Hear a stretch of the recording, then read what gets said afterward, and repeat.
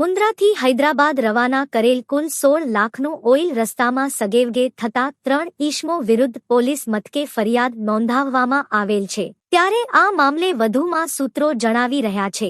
આ બનાવના ફરિયાદી પડાણાના દેવજીભાઈ સામતભાઈ ઝરુએ કરાવેલ નોંધ અનુસાર ગત તારીખ 28/1 થી 3/2 સુધી મુન્દ્રાના રાધે શ્યામ વેરહાઉસથી હૈદરાબાદ વચ્ચે આ બનાવ બન્યો હતો। ફરિયાદીની રામદેવ કૃપા રોડ લાઇન ટ્રાન્સપોર્ટને મુન્દ્રા રાધે શ્યામ વેરહાઉસથી હૈદરાબાદ સુધી ઇન્ડસ્ટ્રીયલ ઓઇલ સપ્લાય કરવા માટે ઓર્ડર મળેલ હતો, જે કિંમત ₹16,32,931 નું 29.760 ટન ઓઇલ ટેન્કરમાં ભરવામાં આવેલ હતું, જે આરોપી ઈશમે નિયત જગ્યાએ માલ ન પહોંચાડી રસ્તામાં સગેવગે કરી નાખ્યો હતો। ત્યારે આ મામલે પોલીસ મથકે ફરિયાદ નોંધાવવામાં આવતા પોલીસે આગળની વધુ તપાસ આરંભી છે।